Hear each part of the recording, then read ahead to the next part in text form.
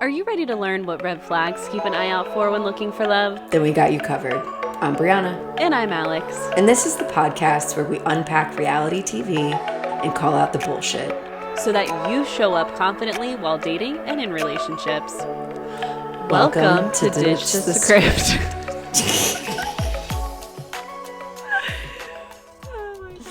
I love it. Happy holidays Happy episode. holidays episode. So Alex and I both have, we can't really call them Christmas sweaters because they are t-shirts, but we have They them. are. What does yours say? Let's showcase. Merry Christmas, you filthy animal. I love it. Good old Home Alone. Mine says, my mom gifted this to all of us yesterday, Jesus. Last year. It says, chillin' with my gnomies. And these are all gnomes dressed like Santa. So that's what we got going on. Love it.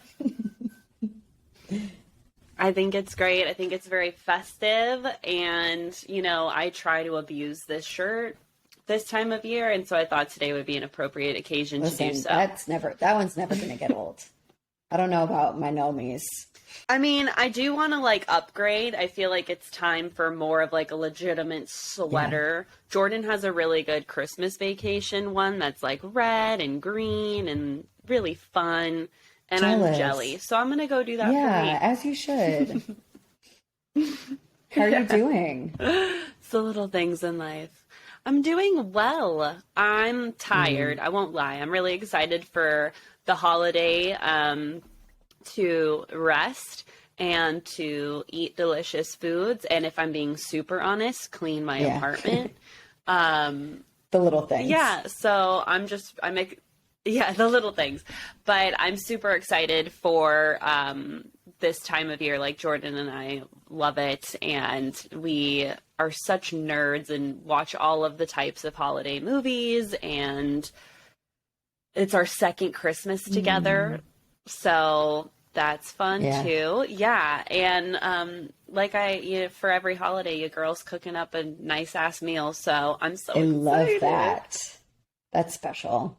Me too. I love cooking for the holidays, especially. What about you? What's going on in your life? How are you doing? I'm okay. I'll be honest that it's been hard to sort of get into this holiday spirit because there's just a lot going on. People are struggling. This is a difficult time of year. And so it's sort of two parts, with the pandemic going the way that it is, right. It's been challenging.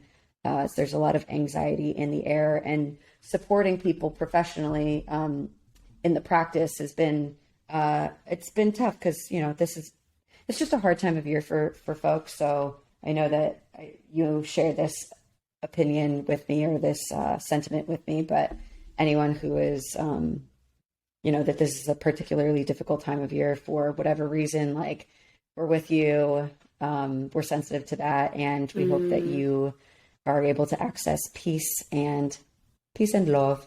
We're doing a brief holiday, 12 dates of Christmas bit. Yeah. So it is. Yeah. I thought this would, No, you say it. Well, you say it. You say it, because now I forgot its significance.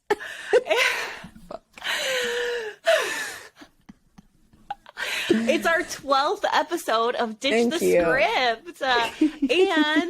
And of course, the 12 Days of Christmas song is a song that for many is either on one end of the spectrum or the other. You either love it or you hate it. But because our show is dating and relationship focused, we're going to do the 12 Dates of Christmas. I am so glad that you took the reins on that, because you said that beautifully. And I wasn't going to get there. I just wasn't going to get there.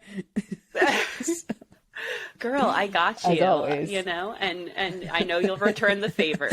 Okay. So 12 Dates of Christmas, basically what we're going to get into is, Alex and I are going to go back and forth and give sort of holiday, seasonal, relevant date ideas for y'all to take an interest. You can do these with new partners, with seasoned partners, new friends, old friends, your mother, whoever you like. Yeah. This is going to be fun to see how quickly I can come up with date ideas. All right, first one is holiday Starbucks drink in the car, drive around the neighborhoods and look at Christmas lights while you listen to Christmas music. Love that.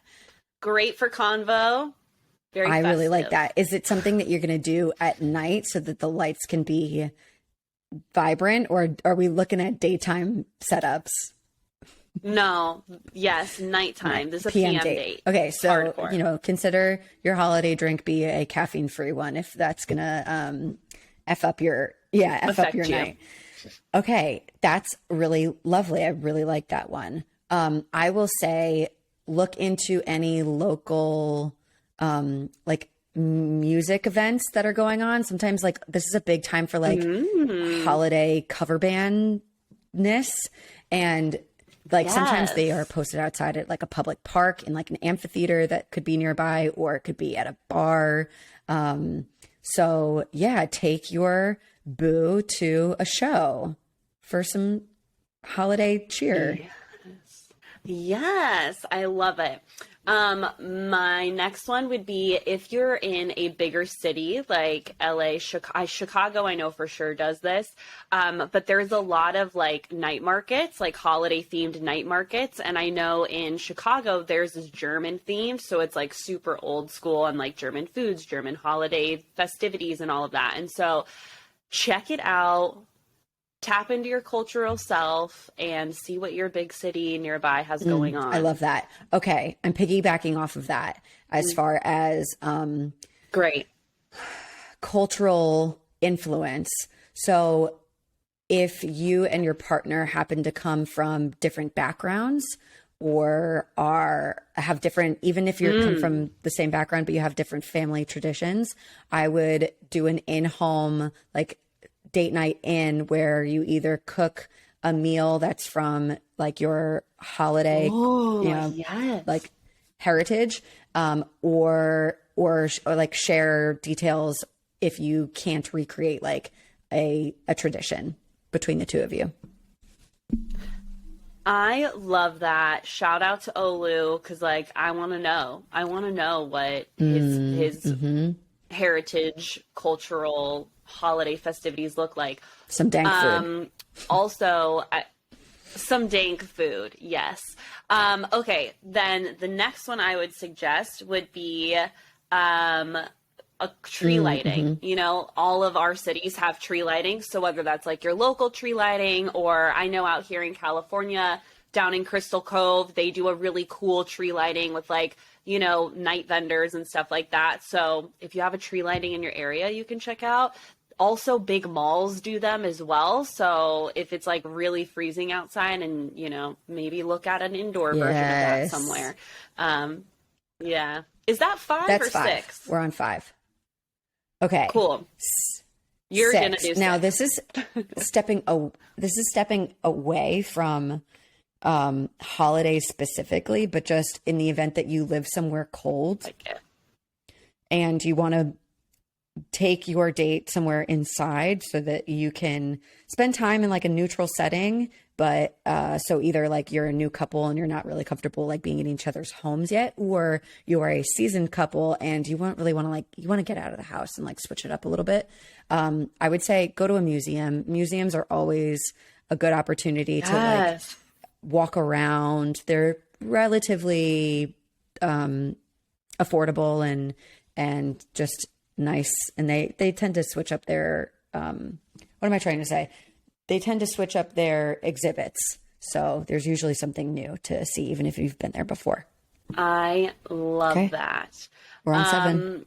Let's see. This is something that I would really want to do with Jordan. So I'm pulling from my own arsenal of things that I'm dying to do. There's a place out here where you can go apple picking and like make your own apple cider and stuff like that. And then they have like axe throwing and like whatever fun stuff too. So if you have, like anything like that, that's similar to you, whether it's apple picking, berry picking, pumpkin patch, whatever, stuff like that, check it out. Great. That's always fun. Really like that. Okay, I feel like we're neglecting an old faithful, which is this is number 8. This is going to be show each other your favorite holiday film. Yes. Movie night in. I'm going to add to that because Jordan and I just did this, with a food item from that movie, if possible. Give us an example. Yeah. So Jordan has never seen Polar Express, and so the other night I made him watch Polar Express, and he just happened to walk in too. And I made drinking chocolate, like from scratch with, all of the deliciousness, and then homemade whipped cream in our Christmas mugs. Because if you've seen Polar Express, spoiler alert, so skip if you haven't seen Polar Express. There's a whole song about hot chocolate. Oh my goodness. So we had our drinking chocolate while we watched a song about hot chocolate, and he got to experience Polar Express for the first time, and it was great. My childhood self felt so seen and joyful. I really like that. That's cool. Okay. I have one that's really going to hit home for you and I. Jury still... Oh shit! I know what you're gonna say. I bet you do. I don't know how it's gonna hit for everyone else that didn't, didn't do seasonal dancing like we did.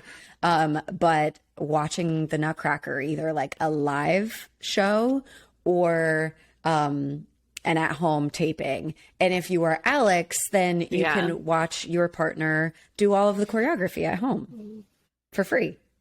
No, I won't lie. Jordan does watch me dance in our living room sometimes. Okay. I need to bring back up something that we talked about on like the very first and second episode of our podcast, which is your photographic memory specifically for choreography. So it is not just like seeing Alex dance. Like Alex has all of the choreography. She's got it. So she's doing it. And again, this is free gold, people. Free entertainment.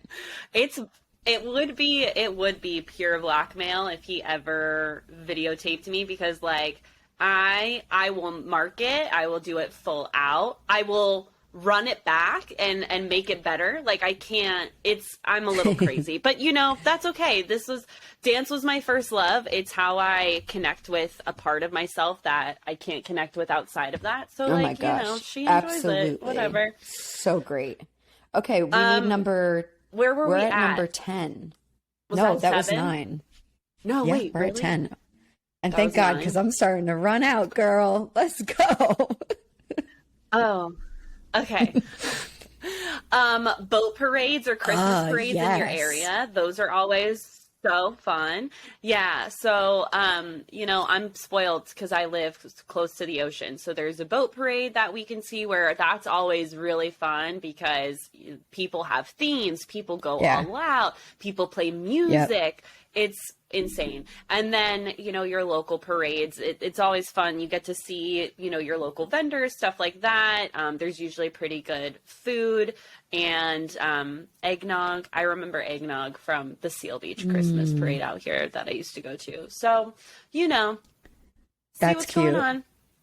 And that's really there. cute. We did that. Actually, I did that with my family a couple weeks back, and it was so wholesome. And it doesn't have to be. You can choose to. You can get lit. Yeah, you can get lit. You can enhance it. But if you're sober, it's super wholesome, super free, and like very cute. Very cute. Okay. Yeah. Number 11. Okay, I'm going to say ice skating. I'm going to say go ice skating because usually you can find access to a skating rink even in warmer areas. And if you live in a really a much colder area, though I know that like the Northeast lately has had more like 65-degree winter, days leading up to winter than, more frigid ones. So I don't know if you can exactly count on your local pond being frozen over enough for it to be safe. But I think ice skating is one of those really like cute opportunities. Like you don't have to be good at it. And honestly, it's sort of cuter if you're not. And you could sort of like great way to break a touch barrier is to go ice skating together. Oh, yeah. Mm-hmm. Yes. On Jordan and I's second date, we went ice skating, and he had to drag my ass around because Jordan can skate backwards. Oh, he's basically like, yeah, yeah. And I'm like, I can't. I need a push thing with the kids. I'm not even shitting you. That night I used a push thing. I did not give a damn. I also know how to ice skate, so this date idea for me would be an opportunity for me to hustle someone and be like, I don't know what I'm doing. And then get on there, like lace up my skates and like, and then go out. Like skate circles. Triple axel. I wish, but I'd bust my ass. But yeah, it would be a great opportunity to school someone if that's what you're into. Okay, so number 12. Okay, I feel like number 12, if you are comfortable having this person in your home, decorating a tree or your house or the yard is also a super fun, and you can like do it up again. Hot cocoa, the snacks are a very important date element for me, apparently. And yeah, and I think for me, like, I'm the type of person who collects ornaments. Yeah, I collect Christmas stuff. I collect Spode and I collect ornaments. And a lot of people won't know what Spode is, and that's okay. I still love you. Spode is like, it's an English designed plateware dinner set, but it has like the old school Christmas tree on it, artwork. Yeah. I'll have to like post a picture to the DTS Instagram on the story so that you all see what I'm talking about. But yeah. Oh yeah, I have Spode plates, I have Spode mugs, I have Spode pitchers, I have Spode ornaments, I have Spode coasters. I love Spode. It's been something I've been slowly collecting over the years. And you can get it for cheap at TJ Maxx, which is really fun. Anyway, so my point in sharing that with y'all is that Christmas ornaments for some people, because I know I'm not the only one who does this, hold a lot of sentiment and a lot of stories. And so it's a great way to be like, oh yeah, this one year, or I got this ornament from when I did this and blah, blah, blah. So yeah, I think that's really fun. Cute. If you happen to not have any old ornaments from your life, or you are Jewish, like my family who is Jewish and keeps nothing anymore, you can get one for your partner, and it can like maybe symbolize something that's sort of like an inside joke. Like most companies, brands, or like on Etsy, you can find like ornaments, unique ornaments. So that's a really great, like, we're new, but we like each other holiday timed gift. Yeah. Yeah. I think that's very adorable. Cute. I should do that that's a great idea. I have an idea for Jordan on the front. That'll be fun. I love that. So there you go. 12 dates of Christmas. 12 dates of Christmas. I love that. Ding, ding, ding. Let me go back to, I wanted to bring up something that I recently learned more about. It's this theory coined by Dr. Tai Tashiro, who is the author of The Science Behind Happily Ever After. And he says, are you familiar with it? Oh, okay. No. I haven't read the book, but I've read some other books that referenced this, namely by Shan Boodram, who's a sexologist. And so what she says is that our brain can really only process like prioritizing like 3 main goals that we have in dating at a time. So that's really counter arguing this like big list of like, I need my partner to be financially stable and want kids and want kids and like live in my area and have the same interests in movies and comedy that I do, and so on and so on and so forth, which makes this sort of big impossible list that, one, you're not even going to remember in all ways, and 2, like you'd have to wish upon a star to find this person. So the theory is focus on your non-negotiable 3, your big 3 of what feels like has to be relevant in the next relationship you find yourself in, and really like getting familiar with that, and that having those in mind, well, while it's a much shorter list, will allow you to become more familiar with it, and that'll guide you as you move from potential partner to potential partner. So I wanted to ask you what you would want to name your like big three as. First of all, I love this because I preach this to clients. I actually make them do an exercise, and it's always, I say 3 to 5. I was like, your non-negotiable list should be pretty short, because that's like, won't even date them. So I freaking love this. It's so true. And so my big three would be, I need them to be communicative. I need them to be communicative. I need them to be playful. And I need them to be open-minded. I love that. Yeah. Yeah. So, hold on, baby. I got coffee. Oh, you did? I did. But thank you. You can put that in the fridge and I'll drink it later or tomorrow. I love you forever. It was cute. Yeah. Oh, he's such a good one. It's funny because I made him coffee, actually, and I forgot to tell him about it. I was just sitting on the counter. And you're like, yeah, I did make it. And then he's and it's stale. It's cold. He likes it quick check-in. Anyway. Do you feel like you have a good read to know what Jordan's are, if this is something that he's shared with you? I don't think Jordan's thought about it as much as I have. What'd you talk? Come here, babe. Come here, baby.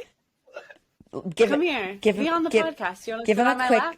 Not right now. What are your 3 absolute non-negotiables for relationships? Communication. Sense of humor. And just a fat ass. Beautiful. I would say, like, just being able to kick back and have a good time. Like, just somebody that I can, watch a movie with or something. Yeah. Someone that he can watch a movie with and kick back we'll just, with. hang out at home. That's just how I recharge. Who can hang. Yeah. I think what he's trying to say, and you can correct me if I'm wrong, is someone who is as comfortable staying in as they are moving out. Exactly. That's what I'm trying to say. Absolutely. I got you, babe.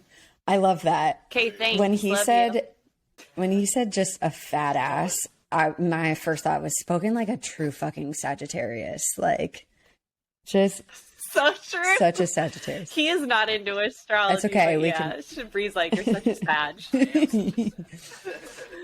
I mean, you are, but you're not. Well, he's also sort of cusp. Oh yeah, when's the cutoff for him? Yesterday. Right on the board. Like yesterday. Capricorn season started yesterday, so shout out to my Capricorns. The most direct, unapologetic, like, signs of us all. And God bless you, but also ouch. There you go. Ouch. Yeah. God bless you. Ouch. Yeah. So he just asked if I wanted any food, and I was like, not right now. I was awkwardly shaking my head. People who find out he's a Sag and I'm a Pisces are like, what? How does that work out? And it Do you does. identify with being a Pisces? I don't know. I'm the water to his fire. No, I don't. So I've looked into this a lot. So there's Vedic astrology and there's Chinese astrology, and Vedic is like the Indian version. And by the way, any astrologer junkies, I apologize because I'm probably butchering some of this, but from what I've learned is that one accounts for the planets being fixed and the other one is the planets are in movement, right? And so to Vedic astrology, I'm an Aquarius, and that I do resonate with a little bit more. I will say with my my moon placement, like in Chinese astrology. So my sun and rising are Pisces and my moon is a Taurus.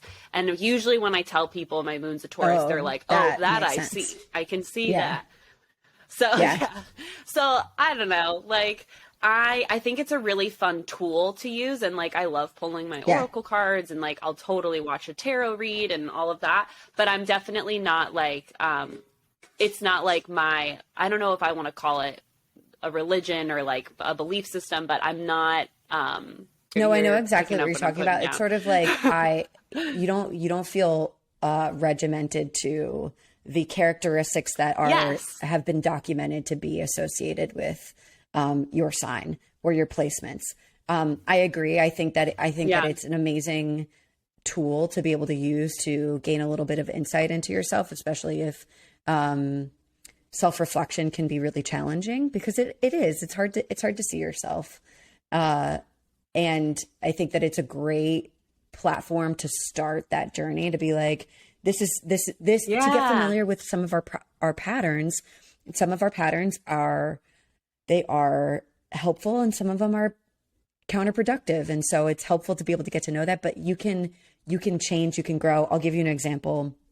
My sun sign's a Libra. I very much identify with being a Libra because I'm like a natural born people pleaser, and I like love to step out of the house in a fucking outfit. Like it's annoying, and it's also true. But Libras are typically known for not being able to make decisions, and that is not the case for me. Like I have a tendency to want to default to what other people feel like because I prefer them to be happier than me, which is a problem. But I like if there is uncertainty in the room, I will be like, this is what we're doing. This is what we're doing. This is what we're doing, because I can't stand a waffle. I think it's a fucking waste of time. And that's the Sagittarius in me, and I will not apologize for that. So that's that, baby. You can grow, you can change, you can see these things about yourself and not feel like this is just who I am. And we are not condoning excusing your behavior just on the fact that you were born at a certain place, date, and time. So yes, 100%. Love it. Yeah. What about you? What are your my big three, which have taken me a lot of time to sort of identify, because I feel like I could list 10. But that's not fair. So for me, it's going to be playfulness is number one. Genuine care and consideration of other people, and communication. Those are really, really big for me. Yeah. Word. That's awesome. I think it's such an important, and just to like bring a little bit of like an idea for people to think about, and this is how I talk to clients, is like, when you know what your values are, define what that looks like in your tangible world, so that it's easier to spot when it's in front of you. And so, like, what does open-mindedness look like for me? That's one of mine. What does that look like? That looks like if I offer an opinion that differs from the person, instead of them trying to convince me otherwise, right, or persuade me, they're curious about understanding my point of view and what I've experienced. And so that, now that I've defined what open-mindedness means to me, I can, when I'm out and about dating, or if I could easily spot that, And so I think knowing what your top 3 non-negotiables are, and then defining how that will show up in your physical world, is a great exercise, so that, like I said, you're not dating and trying to be like, oh, well, are they open-minded? They said this one time. It's like, you already know what that looks like. So it's so much more absolutely. efficient. This is to help save us a little bit of time and energy. Had more for us to get into in the intro, but I'm gonna let it slide, because we got a big episode to unpack, we do. A big one. So time for the batch. Our breakdown. Final Michelle Young batch breakdown. Ooh, I'm disappointed. I too am disappointed. I think that a lot of people are disappointed. Yeah. And I think this will be a really great one to unpack, and we will see where we land. Okay. So we've sort of broken it down to some specific parts. So the full episode, before we even get to this after the Final Rose live show, is we see Brandon and Nayte have their meeting with Michelle's parents. We're going to call it the parent intervention.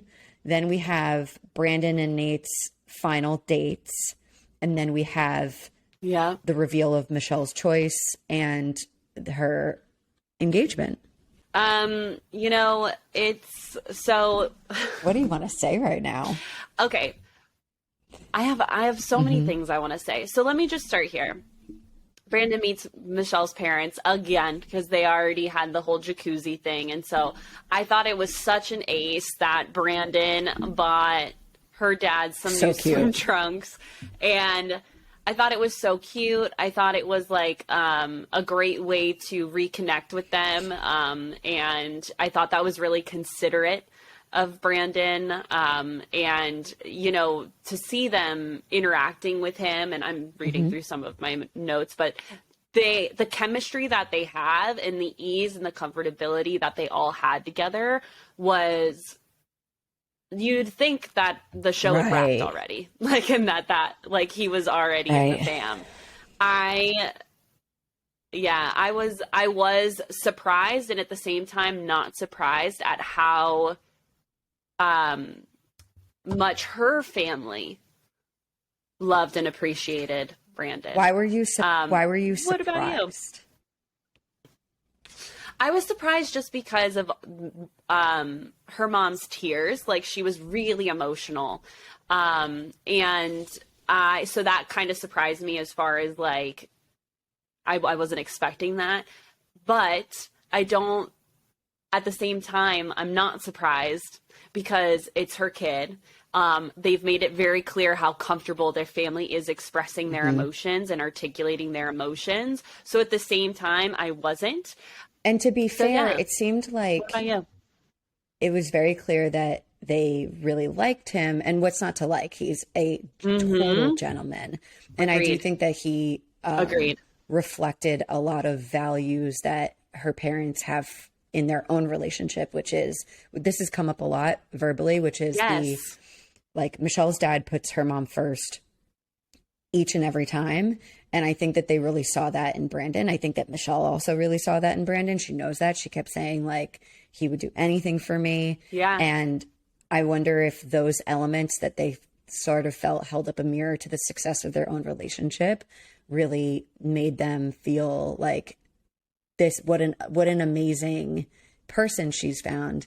I just wonder if in this moment they were so caught up in loving him so much that they missed that Michelle was not as connected, not as invested. Yeah. Because I'll be honest, I really wanted Brandon to be the one at the end of this because of all of the things that we have named as like these big green flags.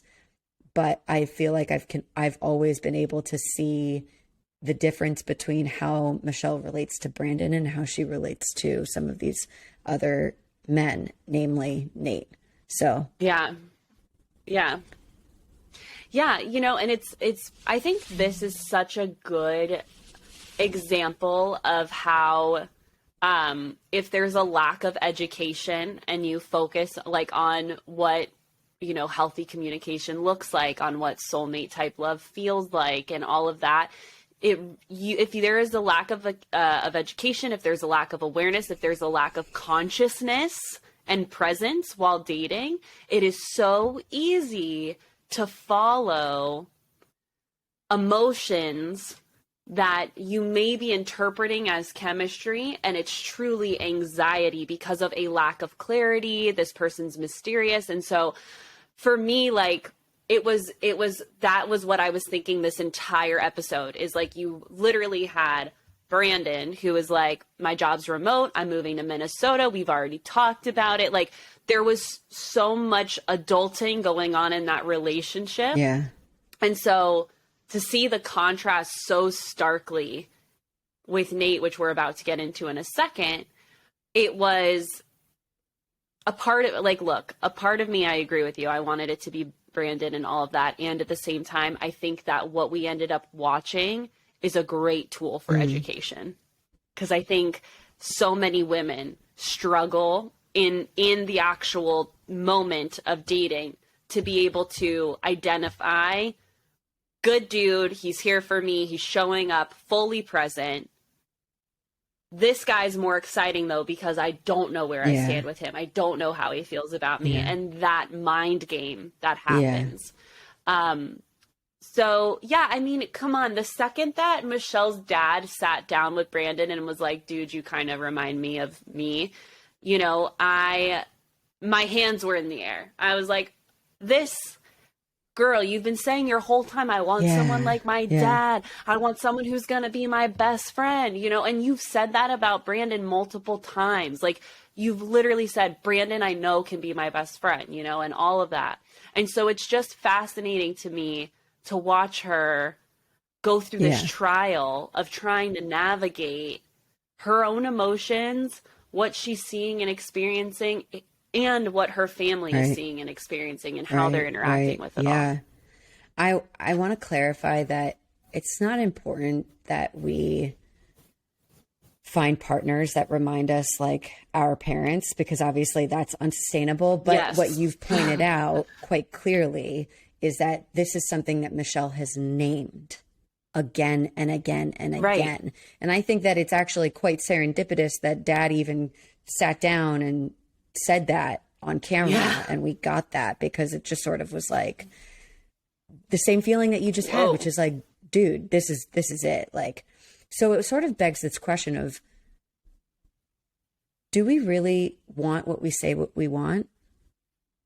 Do we want what we feel that we want? So what's safe? I don't want to use the word safe. What's better for us to move towards what we can intellectually identify as important for us for long-term sustainable happiness, or the chance of it, or towards that physical feeling?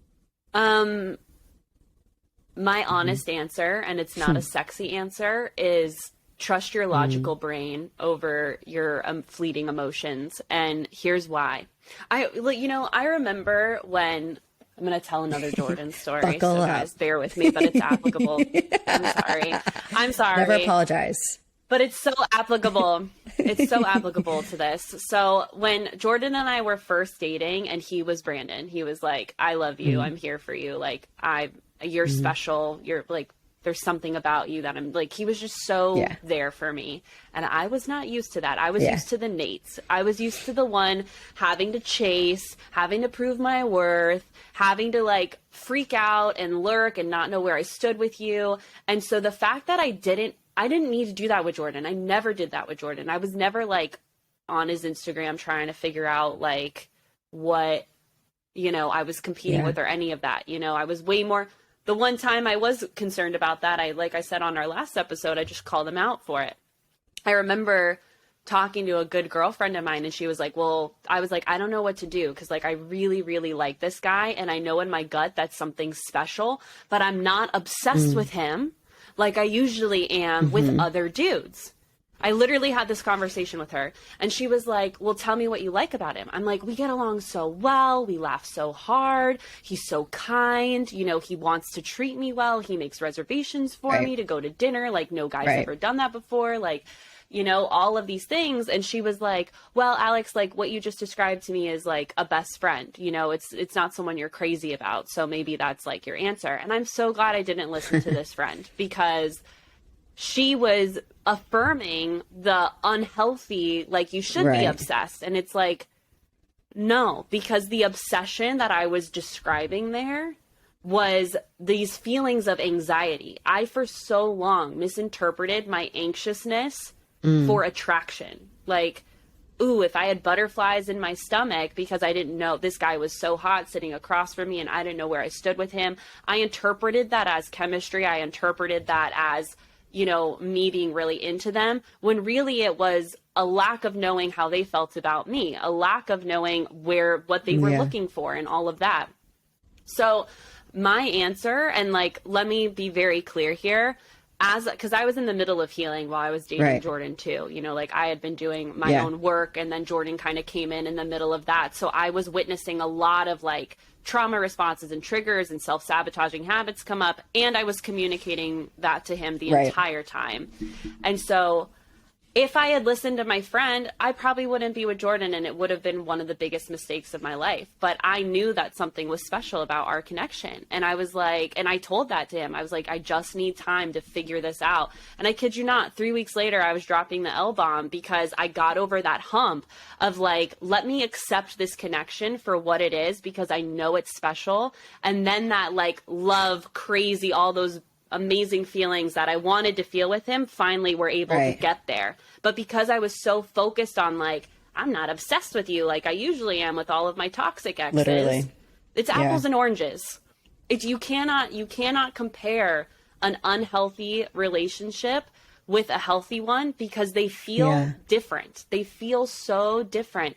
And so what breaks my heart about what a lot of my clients see and what we just witnessed with Michelle and what I was experiencing is that when we have someone in front of us who is quite literally everything we've always wanted, and we know logically they're everything we've always wanted and asked for, right?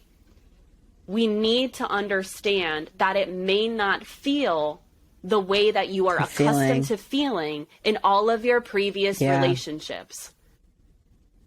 And if you want a new type of love, if you want a new type of healthy relationship dynamic, you need to be looking for a new kind of feeling when you're out dating. Does that make sense? Makes perfect sense. I wish that I had the mic drop button right now, or I wish I could drop my own mic, except I'm poor and can't afford a new one, because that is so true. That's so true, dude. And this is why I think that it's really important to practice getting familiar with what it is that you are looking for in whichever form resonates with you most. For me lately, it's like speaking out loud, manifesting in that way so I can like hear it. That's how things resonate for me. For other people, it's journaling. For other people, it's like, I don't know, getting on Instagram and exactly. Vision board. Vision boards, mood boards. But really, whatever helps you get familiar with what it is that you're looking for, so that when you are able to see it, you can check back in with yourself and be like, and you know, call someone that you think is as well versed in this as you might want support to be like, because, or at least give them a heads up to be like, I'm going to need you to hold me accountable on the day that I come to you and I'm like, this is everything that I've ever wanted in a person, but I don't feel that like tug from my chest. Like, I'm going to need you to tell me that this is actually a smart decision. I'm going to need you to hold me to that, so that person can be there for you and say, pulse check, you not feeling so drawn physically, it may actually be a good sign here. So let's give it some time. Something else that I want to point out that you mentioned as you're recapping what that experience was like for you is the first element, which is that you communicated to Jordan that you needed a little bit of time just to like figure this out. So you asked for what you need, because you know, it would have been really confusing if you just dropped off and were like, I'm taking space. And then you would have been like, WTF, lady. And you would have been like, I'm taking space. And he's like, well, I would have loved a heads up, you know, like let your person know so that they don't have to be in this anxious state of what the heckers just happened to this person I thought that we were like totally vibing with. And then you gave yourself that space. That was really important for you to do that. You just needed to name it. And you allowed yourself the time to process and identify what was real and what was actually healthy, even though it felt different. Yeah, it felt so different and it caught me off guard. I wasn't used to feeling safe. I wasn't used to feeling secure and not having to be all up in my head or feels about where I was with this person. And because that was so foreign to my body, it felt kind of scary. I was like, whoa. And like Jordan, by the way, when I was so honest with the man. I was like, I know I like you so much. I know I'm getting there. I just need a little bit more time. Cause he was already like in it. He was like, Brandon, he was like, I love you. I'm here for you. Like, you are so special. And I was like, what? Like, I wasn't there. And so I finally was like, I need one more month. And like at that 3-month mark, I was like smitten. I was just completely like so thankful to myself that I didn't bolt when things weren't feeling, I use the term normal again, because it was normal for what my system had experienced before to be in such a crazy dynamic. And so for the stability to be there, like I said, that was so not normal that's what was kind of freaking me out. So yeah, I feel like we do want what we logically want. We do. We just don't know what that looks like or feels like when we're dating.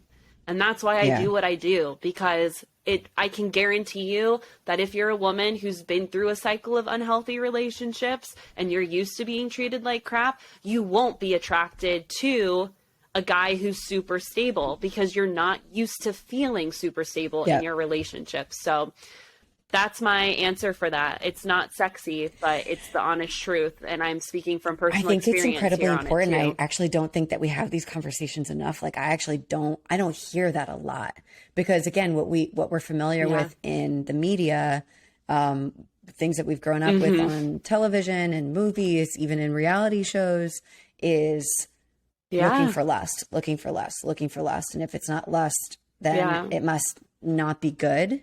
So we really saw that play out here. I'm actually really, I'm proud to know that like you and me and the community that has been like watching this with us has been giving us the same feedback that we are like touching on, which is Nate is not the right person because of these same red flags. And we're seeing it play out. So I'm at least grateful that we're like, this was a short-sighted choice. Okay. We're coming back to the fact of, we've just ended with Brandon and Brandon's meeting with Michelle's parents. Now we have Nate and Nate meeting Michelle's parents, which is where we see Nate totally clam up because he's being challenged by both Michelle's mother and father regarding how ready he is to do what he's doing. And they are checking in. They're asking him these questions about what are your plans? Are you going to move from Houston to, he lives in Austin. Are you going to move from Austin to Minnesota? This is where Michelle wants to be. Like, what's the plan here? And I'm not going to necessarily fault Nate for fumbling these questions, but it's truly a product of them not having any of these conversations because they've been in La La Land and avoiding having some difficult chats that they didn't have until we get to this very end here. So he is not prepared. And I think like, how different would it have sounded if the two of them did have some of these conversations, but necessarily didn't really get to a clear answer of like, okay, we still need to figure this out, but we're starting, like, wouldn't that have felt very different if Nate said to his mom, like, you know what, we're actually still trying to figure it out, but we've started to talk about it. We're sort of weighing out the pros and cons of one place to the next. We're trying to figure out timing. We haven't had a whole lot of time to figure it out, but I'm excited for us to get to the bottom of some of these things. He doesn't have to be sure. They don't have to be sure, but you have had to start somewhere and said something. Yeah, I agree. And like, I think what's interesting about that conversation, I mean, it got real interesting with Mom, which we'll unpack here in a second, but it's a deal breaker for Michelle to not have someone move to Minnesota. Because that's where she wants to be. Her father her father said that, like, she has goals for this state. Like, like we were talking about last week with Joe, or 2 weeks ago with Joe, she's a change leader. Like, she wants to bring in and be a leader for her state, which she ain't doing from Austin, Texas. So it's like the fact that Nate didn't have the response that Brandon did, where he's like, yeah, I know I need to move to Minnesota. That's definitely going to happen. I'm not sure what that looks like yet or when that's going to happen, but absolutely I'm on board there. Like, they've been so caught up in their feels for each other that there's been nothing grounded in reality for this relationship. And that, I'm sure now that they're out in the public eye, is going to be a big horse pill to swallow, because they've still been living in La La Land since they concluded, because they are the Bachelor. We know they have like a hideaway house that they put the two up in for the weekend or for a week at a time. So it's like, you know, they've still been kind of living this fantasy behind the scenes. Yeah. So, Nate really put his foot in his mouth a couple times. And I put this in here, but I've been saying it from the beginning, been calling it from the beginning. Nate says a lot without any substance. And so clear. And it really came out to bite him. Yeah, it really came out to bite him in the ass here. What about you? Like, what were some of your big woes when he was talking to her family? I think that I saw the same things that you're saying, which is that he is sort of relying on saying how much he loves Michelle and like loves being in this relationship as a placeholder to answer some of their questions, when really like he wasn't actually answering any of their questions. He was clearly nervous, but he was unprepared. He was really unprepared because her parents are serious people. They are trying to, and very emotionally mature. And they're trying to get down to the root of some big question marks that they have for their daughter that has gone through this whole journey that they would hate to see get to the end and engage with someone who is like, yeah, I don't know what's going to happen. We haven't talked about it yet. That's very scary for parents. So, and I think that they had every right to intimidate him when he was like fumbling. I love that they didn't try to like nurture him into a safer place emotionally. And I think that like, it's not their job. Exactly. And I think that he was clearly really struggling. And something that I noticed was how they were connecting after they split from her parents. So like, Michelle has now had a conversation with each of her parents about what their concerns are, because they're like, Nate's not ready. Like, we really don't think he's ready. And we're like, point blank. We trust you. We love you, but we just want to make sure that you're like thinking about all this from all angles and not so many words. And so they're walking away. She's clearly like, she's got a lot on her mind. You can see that happening like between her brows. And then then they have this like little moment, and Nate's just sort of glossing over everything and being like, you know, that was difficult, but I just can't wait for our relationship, because I think that he is scared of saying the wrong thing again, and Michelle having an issue and maybe him losing his place here. And so then they part, and they do this weird little wave, and he looks back. It just felt very inauthentic. It felt very forced and fake. And I was like, oh my God, she's going to pick this dude. And this is where we're at right now. Hated it. Yeah. Yeah.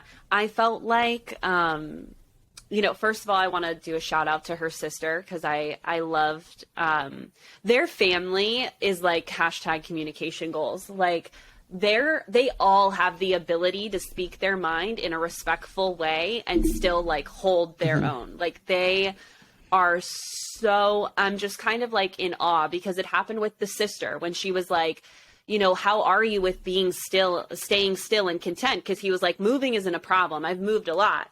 And so she asked, okay, great, moving's not a problem. So how are you with being still and being content? And he was like, you know, I haven't thought about that much. He literally said, I haven't given that much thought. I have quotes here. We have a lot of adventures on our bucket list that we are looking forward to crossing off. And the sister interjects and goes, that's great. And that can be distracting for what your relationship is really about. Facts. And I loved that she was like, let me bring you back down to earth, because that's where she's trying to see. That is the foundation of their relationship, is like, where are the meat and potatoes? And it's all flighty. It's all very fairy tale happily ever after. And it's like, okay, let's talk about reality. That's such a good analogy for what this entire process has been like for the two of them. Like they have been quarantined in Palm Springs, quarantined in Minnesota. They're on this reality show. Now they're in Mexico. Like, there has been no opportunity that they've created, and they could have, because clearly she did it with other people. No opportunity they've created to like get down to the bare bones of what should be discussed as far as moving forward with their relationship. Instead of, they're just like infatuated with each other and madly in love with each other and want to rip each other's clothes off. And I get it, but you're just gonna like his sister, I'm sorry, like her sister said, like the vacations, the adventures, they're all going to distract from, okay, what about when you get home? Yeah. And the other thing I want to say is, like, her father immediately spotted it. Like, he asked Nayte to go talk, and in his confessional, he's like, immediately there's a different vibe with Nayte than with Brandon. Brandon was way more warm. And then he sits down and confronts Nayte, and his first question is, are your feelings for Michelle reciprocated? Because I'm sitting here and I can see that she has feelings for you. He says that immediately. But I want to make sure they're reciprocated, is what he said. Because he could tell that she was really into him, but he was not as into her. And Michelle even, and this is my frustration with this, and this is not, I don't come at a place of frustration at Michelle as in, like, I'm angry at her or anything like that. It's for her own good. You know, if she called herself out here and then didn't pay more attention to that. And for that, I'm like, girl, come on. Because she literally said, maybe I'm more into him because I'm scared of losing him more than he is of losing me. And I was like, yes, 100%. That's it. Because, you know, if Nayte was able to truly make her, like, was truly in love with her, and I'm making that's a huge assumption on my end, but let's say healthy, mature love, okay? And he was at a place where Brandon was. I think if she could have had both of them as in love with her as she is with them, she would have been able to feel more secure, to be grounded and make that decision. But because she couldn't fully get that from Nayte, I feel like that is what kept her pursuing that and so focused on that, was there was such a lack of clarity and there was less substance. So the other thing, and Jordan called this out, sorry, last time I'm gonna back up and then we'll move on with our lives. She says to her family, and she says to, I think it was us, I can't remember if she says it in a voiceover in a confessional or like to her actual family, but she says, you know, after hometowns, Nayte shared with me that he's falling in love with me, and Jordan balked and was like, nah, girl, you yanked that out of him. And very true, very true. And I think that, again, perception isn't always reality. It's your reality. And so to Michelle, that was her reality, that Nayte shared that with her. But to all of us on the outside looking in, true reality that's unbiased and unemotional is that she really had to yank that out of him. She had to he told her, and we talked about this last week, he dropped the L-bomb as a means to appease her and put her mind at ease. And every time he said it since has felt forced. Every single time. Like it feels like this weightless exclamation. I noticed something as we were, and like, I'm keeping in mind that after the final rose, like, live show, you know how they cut in before we even get to that point where we know who gets sent home. As Caitlyn is sort of like leading us to be like, she's teasing us, being like, and do we find out if Nayte is ready to propose? I looked at my family and I said, if that's the question that we have here, we already know that this dynamic is far less secure than the other one that we have to compare it to. Because there would have been no question that Brandon would be ready to propose. That was like, that's not a question that Michelle had. That's not a question that her parents had. That's not a question that this audience has. Right. But it is something that we all collectively, that KB reflected, is a shared concern. That's a big red flag. What why red flag. why don't we cut to Nayte's final date just to close the loop on how they, what they did with that experience and, you know, how they sort of made attempts to resolve it. I'm curious what you think about how they spoke to each other when they really went through. So first of all, they have this ritualistic experience with like a very authentic, Mexican spiritual leader. Yeah. And the ritual seems beautiful. And I loved that, but I hated it happening with Michelle and Nayte. Like, they seemed so uncomfortable, so out of sync, really out of sync. Yeah. And they are, I don't want to butcher or disrespect this ritual or this culture. So anyway, generally they're trying to set intentions for what they hope for the other. And they really like say it to each other's faces and their eyes. And it definitely seemed like this tool to like get Nayte to drop his walls and be vulnerable and like really say how he's feeling, and vice versa for Michelle. And the two of them could not be more like off during this. Nothing was really said. Yeah. And even our spiritual guide is like, sir, there's a blockage. He called him out. He was like, there's something blocking you. Open up that throat chakra, baby. Open it up. Yeah. Open that throat chakra up. And he gave him new opportunities to be like, address the blockage. And Nayte was just like, I'm sorry, man. What? Like, it just, everything about it felt wrong and uncomfortable. Yeah. So, but at least they get to this place where they start talking. I think they needed that to even open up this conversation. Being honest, I feel like this is the first time that Nayte kind of was like, all right, yeah, like I'm scared shitless. And I'm glad that he was able to get there. Like, but I do feel like it was a little too late, and I don't think that he bore all at that point. So it was a part of me, yes, I'm really proud that he was able to admit how scared he was, because all of us could see it with the fake confidence and like all of that. Like, we knew he was shitting his pants, but I'm glad he could finally admit it. And I still feel like there's a lot of work that needs to be done there. And there, again, was a lot of talking and not much substance other than him admitting that he was scared of the process and that there were only two of them. This conversation that I agree happened too little too late. The reason why you and I have been advocating for this to happen a lot sooner is because look at the effect that it had. It allowed them both to release that tension, blow the top on that, and actually connect. Whether they're being fully authentic or not, they were actually able to release some of that pressure and get a little bit closer together. Now, if that happened earlier, there would have been more time for Michelle to sit with that information and process how that made her feel.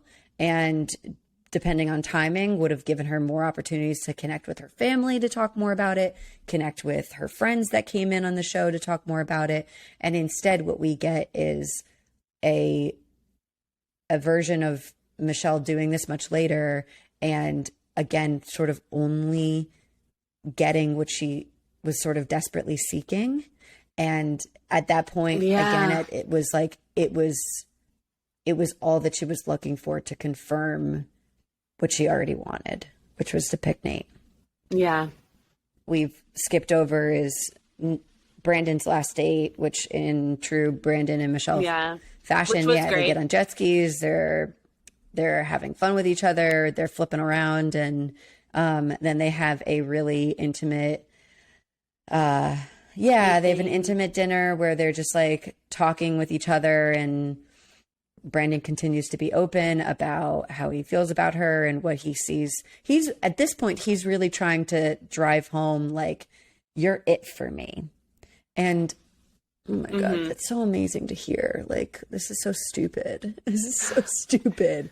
You know, he could not be more sure. No. So for educational purposes, like, this is what you hope to hear from someone that is without a doubt, without a shred of a doubt, is down for you, even regardless if you don't pick this person. He's like, I only want good things for you, even if that's not me, even if that leaves me hurt and in the dust, because I care about you so much. I care about you within this setting, outside of this setting, anywhere in the world. I care about you.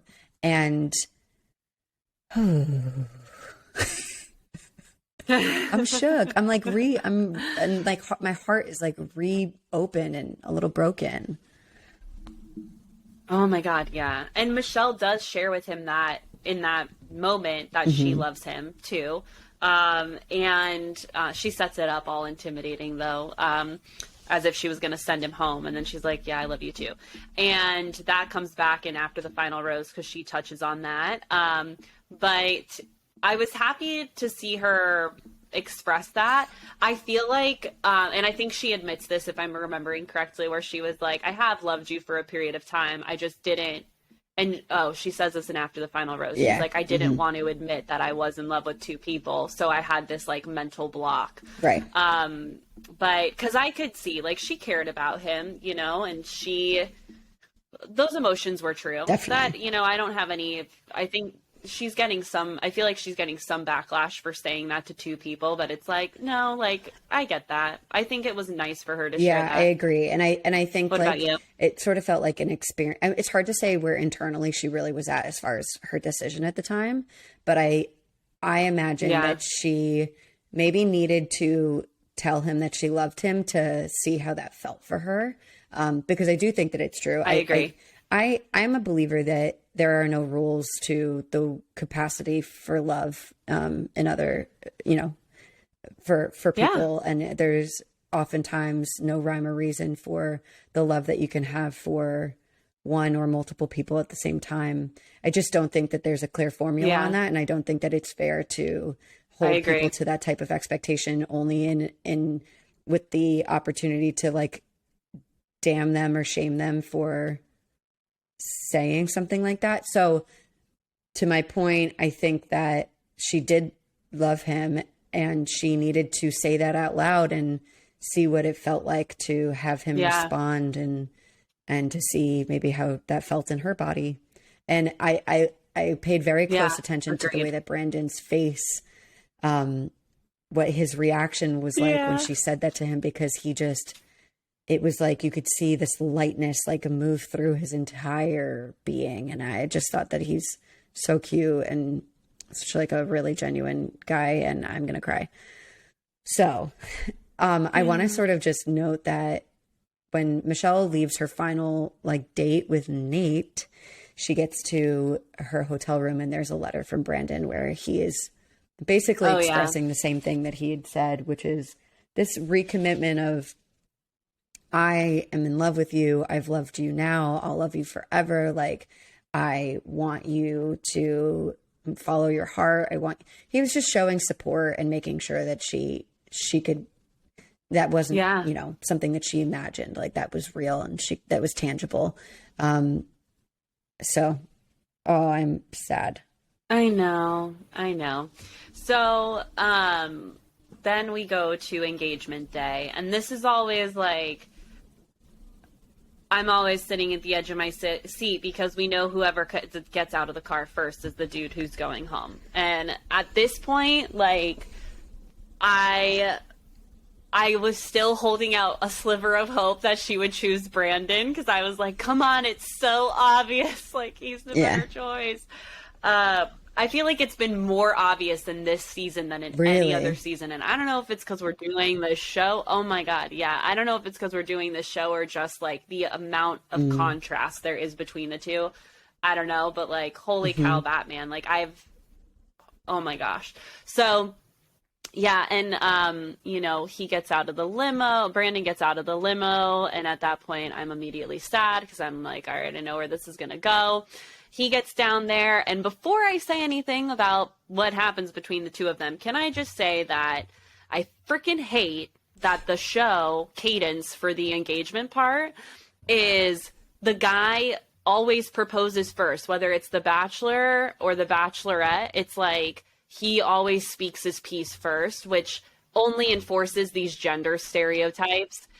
And I think it is wildly unfair to make the person, especially in the Bachelorette case, it should be Michelle gives the final rose or sends you home. And then, then if you get the rose, you propose. But don't make the person who you're about to dump do their whole proposal speech just to be like, dude, it's not you. That was painful for me because like you, I knew, and I haven't been watching the show very long.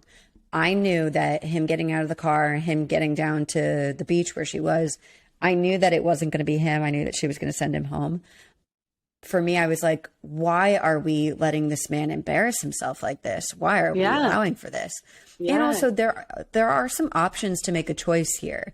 We have seen in Matt James' season, Matt James let Michelle go in a hotel room because he was like, I'm not going to do this to her. Yeah. I can't do that. Yeah. And I agree. I don't get why we allow for that to happen. Like, why don't we just switch up the expectation here?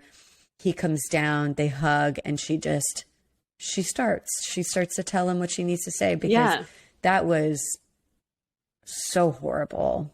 Awkward.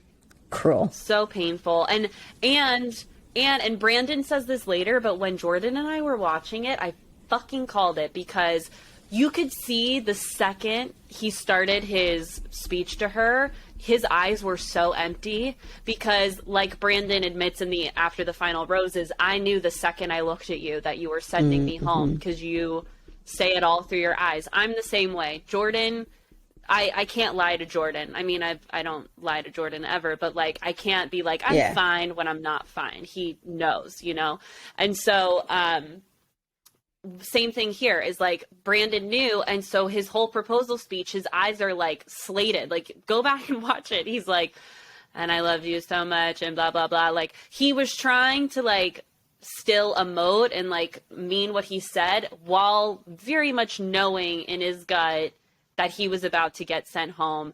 And I couldn't have done that. I would have started. Yeah, me neither. I would have been like, what is it? You tell me. You're not into this. Yeah, you're not into this. I'm gonna go now. Stop. Your turn. Yeah. Yeah. I guess I'm not getting that rose, like just based off of which is fine, but like don't make me stand here and confess my feelings for you if you're gonna be like, bye, Felicia. I don't understand that. Weird. He goes heartbreaking. And, the whole scene that was heartbreaking. And he says to her, I truly wish you happiness. And I mean that even if it's not with me. And then he ugly cried. And Jordan and I have never seen such an ugly cry. And Jordan's been watching this show with me since we've been together.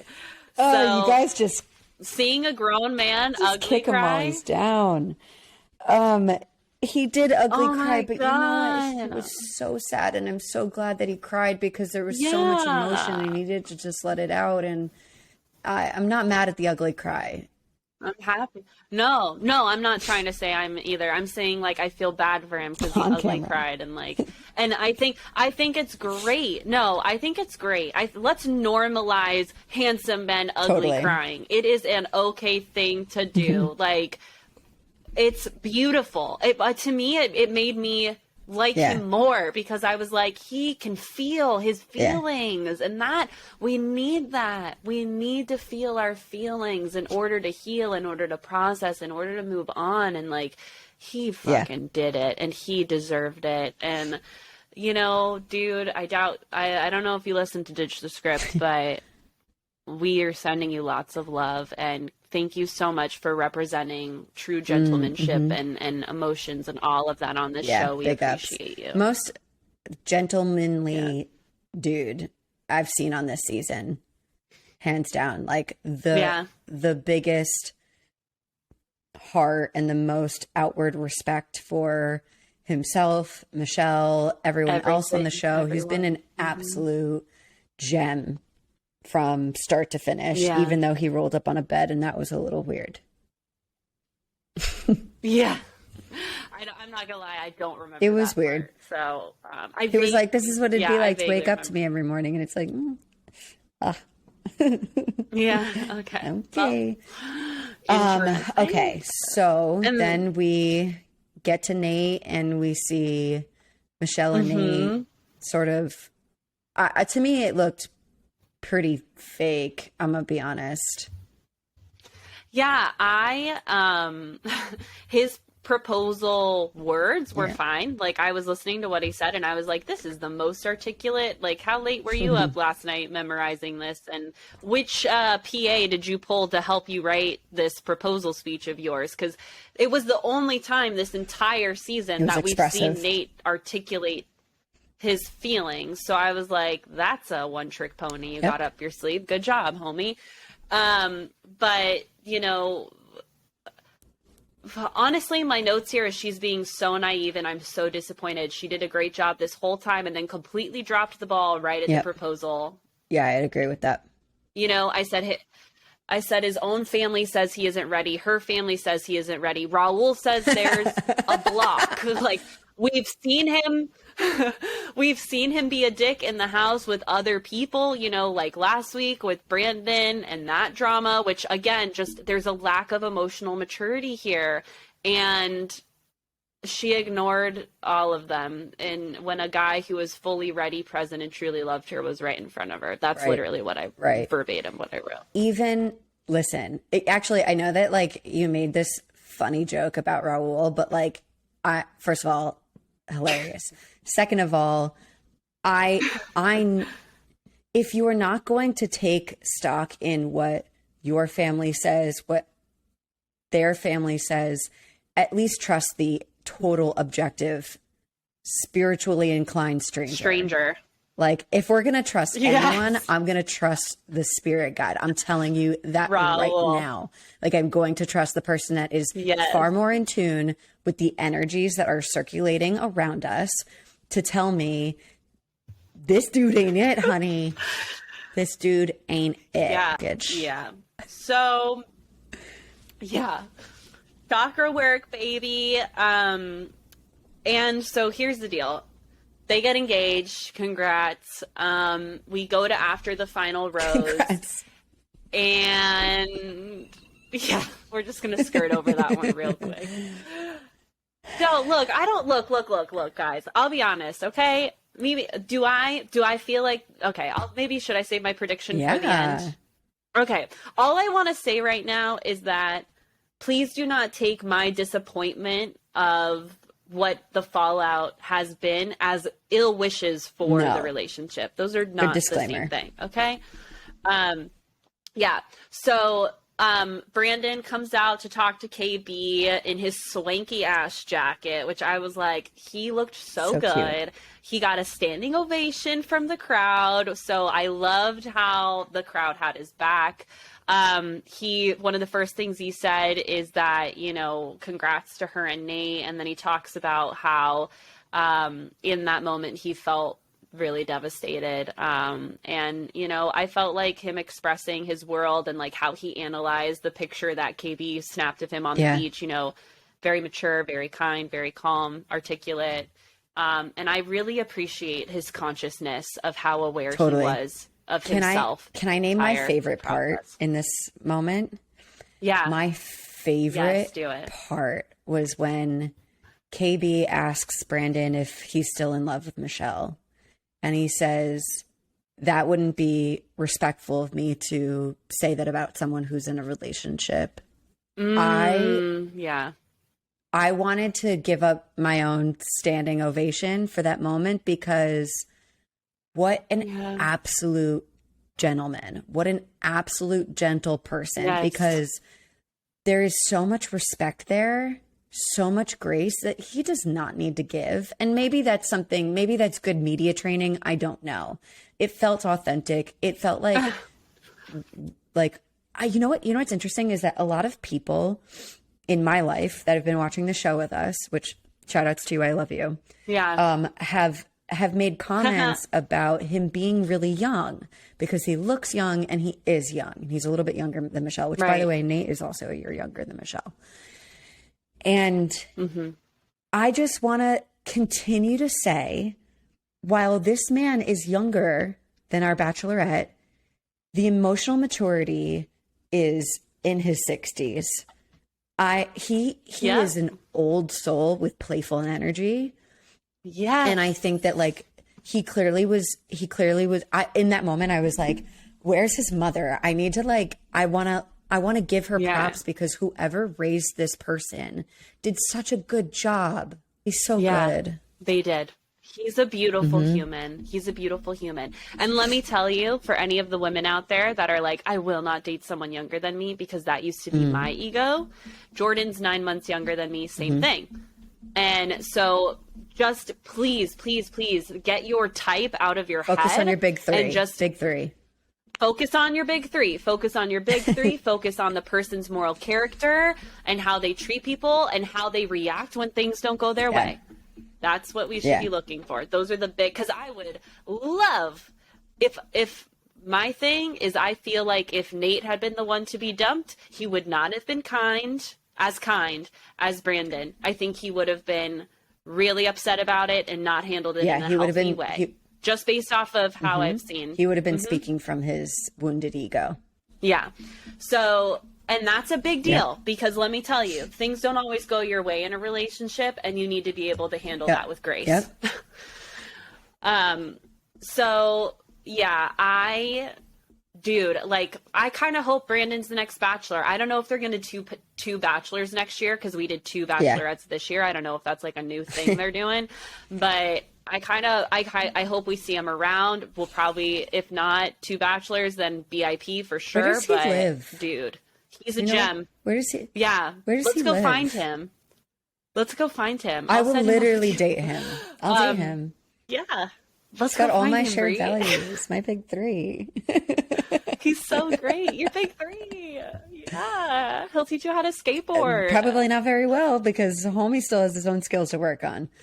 That's okay. Okay. So then we see Nate. We're gonna quickly run through some of the red flag moments that we see in Nate and Michelle's debut as a couple IRL live audience, right?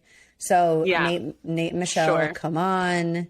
Obviously, we're all inclined to be very excited for the two of them. And they're talking about what things have been like since the show wrapped and what their plans are. And we hear Nate be very vocal about moving. He's going to move. By the way, they still don't know when that's going to be, but they're moving. They're looking for. Oh, I have a comment about that. Oh, well, I might be skipping ahead, but so he makes that comment about like, I don't know necessarily when that's going to happen, but I'm moving to Minnesota. And of course he is like owning the Minnesota badge right now because of after the replay we just watched about how he was like, I don't know. So now he's like, I'm moving to Minnesota. I don't know when yet. Yeah. And then they get a down payment for the house at the end of the episode. And I could see it all over his face. He's like, shit, now I really got to move to Minnesota because there's no excuse for me. Give up your Austin Bachelor pad. Yeah. And it'll be interesting to see how quickly because they've been saying that they're looking for a home. And all I'm trying to say is a part of me is curious if the we haven't found the right home yet has been his kick the can down the road and postpone the move. And now that they have a down payment, it's like, I can't really do that. I'm going to be honest, I'm a little bit frustrated that the Bachelor series gifted them $200,000 for a down payment on a house because you know what really shows true colors for a relationship is going through some financial choices. And you know it would have been a really good I feel like we're prolonging this fucking honeymoon phase for the two of them. They need to get with the shit. Oh my god, yeah. You know what I mean? They need to to dive into like real life, and they're literally being handed a house and like maybe they'll have to deal with the mortgage, but I'm telling you we are not setting them up for success. No. Yeah. And Jordan and I were both really annoyed by that because it's like, we all know that whoever goes on The Bachelor or is the Bachelor or Bachelorette, they're financially well off after. They have gigs thrown at them. They're going to be fine. And so it's like, give that $200,000 for Christmas to a kid in need, to a family in need. Like it kind of was just, it's like, they don't need the extra cash. So if I'm being super transparent there, Jordan and I, had some words to say about that, because it's like, what are we prioritizing how in about America? Some goddamn COVID relief. How about donating to the hospitals? We're in a fucking pandemic. Yes. Anything. There's so many better things. St. Jude Hospital. Why there's don't we so give many it to? things you Why could have don't done we with that money. use that money to pay for housing for people who have lost, parents that have lost their jobs? I just think there's so many other good ways to use that money that I'm blown away. Flabbergasted. That was the move. Yeah, I don't know what that's about. Then the one thing I'm not gonna lie, by the time we got to Nate coming out, I was kind of over it. So I didn't do as many quotes, but I will say one quote that really bothered me was when, they were asking kind of about what's going on right now. And he very much was like, well, let me tell you, I got a fiance. And was like, I'm like, what? Okay. Yeah, we know that, bro. Like, okay. What? Yeah. Some pissing contest shit. Like, come on, dude. And I think that really was what it was for Nate, is like, he just wanted to win. He didn't like, it was that kind of thing. To be top dog. Right. Yeah. But for me, it really bothered me because, yet again, words that don't have substance, and we just saw more of that, and you could tell they both were really nervous about it all. And I felt Michelle was really protective over the relationship and felt the need to kind of defend and overly explain, like, he's made a lot of progress around sharing emotions and like and my family loves him now. You love him, Mom. Yep. Yeah. Everyone, Mom's like, we're surprised. We got a text message. We love him. And it's like, oh, so we're celebrating bare minimum shit. Gotcha. Noted. Thank you. Yeah. And that all felt like a collective effort to preserve the population's opinion of Nate, because they don't necessarily want to step away from their season with bad tastes in their mouths and everyone else's mouths. They want everyone to feel like everything's great. This is the right choice. La la la la la la bullshit. Right. So what I think it reminded me of, and I'm prepared to be wrong about this, so take this for what it is. But what it reminded me of is when Michelle is stepping in and being like, he's more vulnerable than me. Da da da da da. Felt like God. What a lot of people do when they are in a toxic relationship and they are justifying the actions of their toxic partner. We see this a lot in if you have a close friend who typically comes to you for their relationship advice, and like you hear day in and day out, like, this is what they do and this is how they treat me, and I'm so sick of this and I'm done with it. And the next thing you know, they're like, well, that was because he was really upset. He was having a really hard time, and things at work are just really, really stressful, and his mom won't call him back, and yada, yada, yada. And like, the sky is gray today. Those are justifications. And when you're making excuses for your partner's shitty behavior, is typically a red flag that you are just not prepared to be hit with the reaction of the people around you and what they really have to say. And in this case, it's like America's reaction, which I get because we have a very diluted version of what's going on. But this like bullshit of like, you should see, like, and she went in this long-winded thing about it's so different to have all of these cameras. It's hard enough to do. I was just like, excuse. We've named that is true, but like, I'm sorry. We have seen this week after week after week for 10 weeks now. So I don't even really want to fucking hear it. Let me be very clear here that we watched Minnesota Joe, the shyest, quietest, BT Dubs, very quiet family, let's remember, become more articulate, more vulnerable, and open up at a steady pace over this entire time. Nate is not shy. Nate does not have a shy family. Okay. So he can't even use that as an excuse. No, he's just a fuckboy trying to. It's not the cameras. He's a fuckboy trying to turn golden. Yeah. He's trying to turn into houseboy. Yes. Houseboy. Yeah. So that's really that.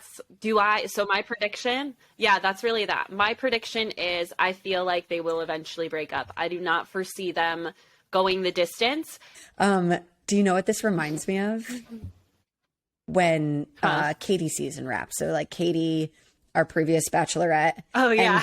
And Blake, who was Canadian, is Canadian. Sorry, he's still alive. Blake, I'm still Canadian. Still living in Canada. He lived in Canada. She lived in New Mexico, and they're like, we're gonna figure it out. And we were like, okay, but we're engaged, but we're gonna figure it out. So this feels very similar. Like we don't know when they're gonna move from Austin to Minnesota. I mean, they do have now they have the resources to make a quick decision on a home. So that's fucking scary. But I really think that like with this distance and time apart, and like there's now more media attention. Listen, I'm just gonna say it. I hope to be wrong, but people are gonna be out here trying to test Nayte's commitment. I'm gonna tell you that right now. Oh my God. Yeah. How many titty pic DMs do you think I was thinking IRL Austin bar moments, but DMs galore. Yeah, all of the above. All of the above. And I don't want that. I don't want that, but I could see it. I could see it. Me neither. Well, I think it's known or like we can make the safe assumption that whether you're a guy or a girl on the show, you get tons of DMs because you are in the public eye now, and you know all of the additional things that go with that, social media, clout, and followers, and all of that, blah blah blah blah. So I think regardless, I'm sure Michelle has a bunch of guys that have fallen into her DMs since she's been on that James season and been the Bachelorette. So yeah, so I think it's the same regardless. I think additionally, yes, bar scenes when he's out with friends and stuff like that, and Michelle's not around, definitely. And if I'm being totally honest, I don't know if I fully trust Nayte to handle that in an appropriate way. I don't. So I think he might really enjoy the attention, and I'm a little concerned about what that may mean for Michelle. I hadn't even thought about that until we were like here sort of thinking about what this looks like in real life going forward, but it all feels like it tracks. Again, we're prepared to be wrong. We hope, for Michelle's sake, I hope that we're wrong. Yeah, I hope I am. Yeah, I hope that they are happily ever after, and that Nayte, you know, does increase his emotional maturity and ability to be vulnerable. I do hope that for her. Like, I don't wish for their relationship to fail, but just seeing the cards as they've been played and watching this relationship not develop, totally, you know, like that's my professional opinion. So, okay. So that's that. Red flag, green flag. Oh my God, so many to choose from. Yeah, for real. Okay, well, my red flag is Nayte's inability to open up and be honest. Just be honest. Like I can tell he's not being completely honest, and it really bothers me. And so it's like, what do you have to do? Like, what do you have to lose, dude? I mean, now you got a lot to lose, but you could have been honest this entire time. And, you weren't. Yeah. I would say red flag. My red flag is Michelle's relentless justification of Nayte's behavior. Yes. Such a red flag. And that's in us. Like, we have to stop doing that shit. That's why I bring that up, because like, yes, we do. There are so many to choose from. There's so many red flags in Michelle and Nayte's dynamic, but that one really drove me a little cuckoo. Yep.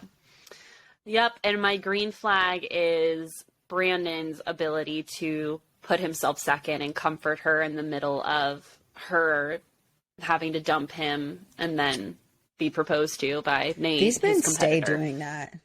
Just a little like asterisk on this.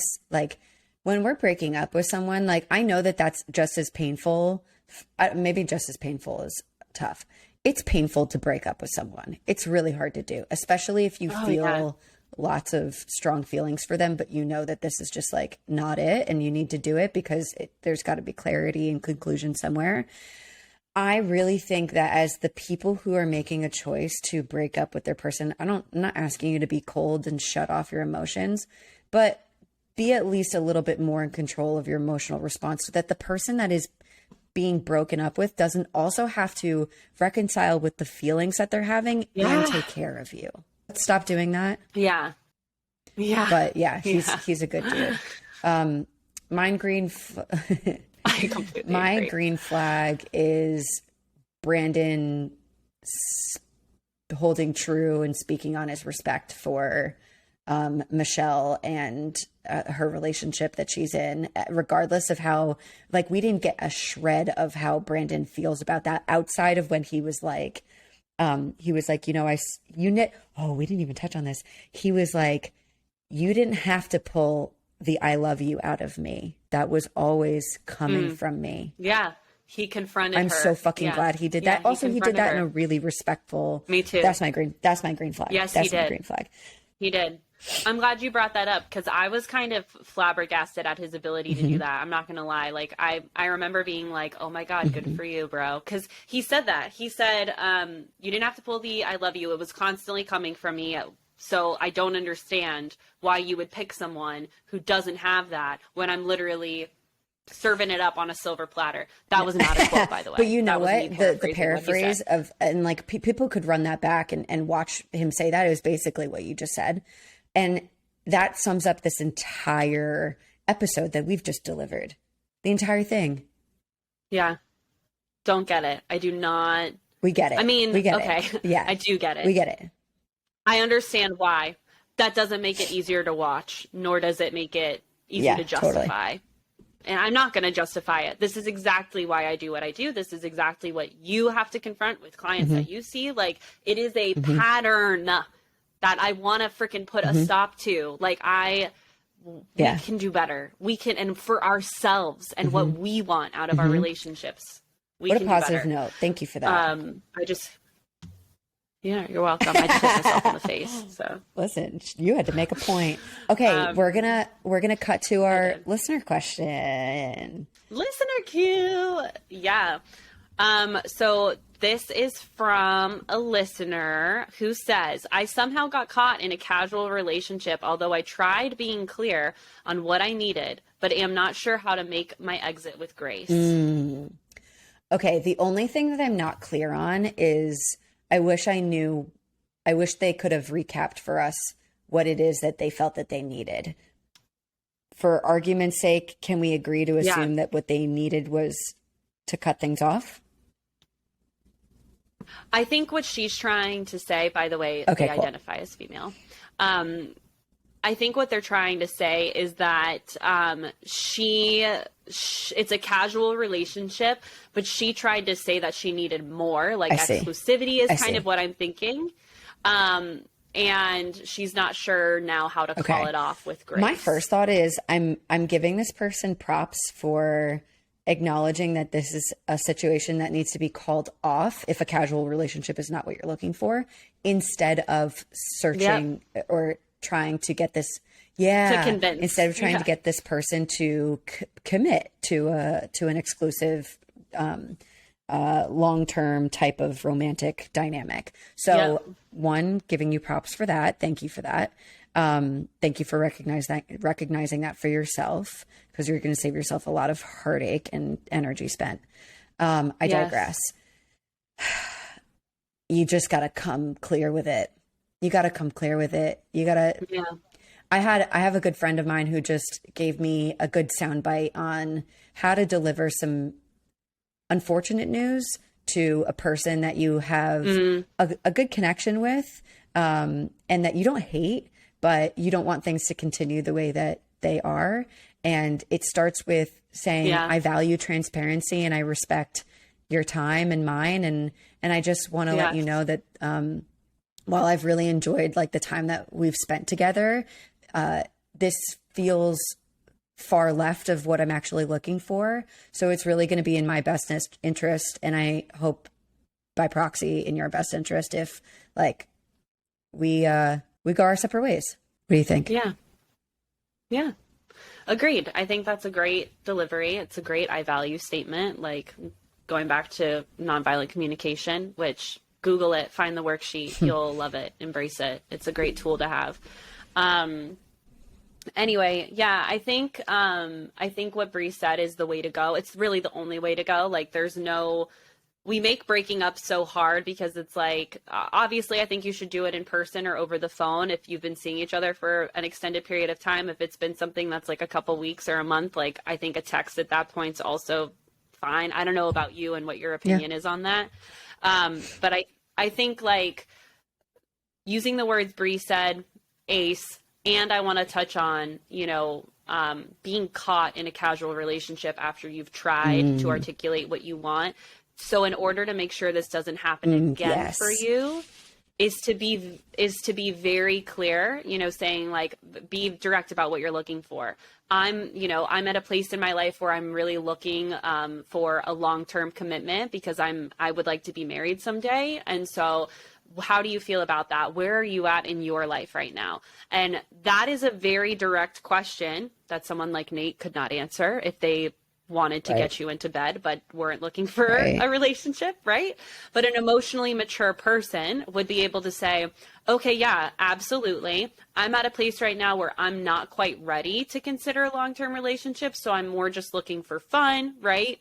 Or, yes, me too. I'm at a place where I know what I want out of my next relationship, and I know where, you know, my mind is at. It's marriage focused or whatever. So I'm with you. We're on the same page.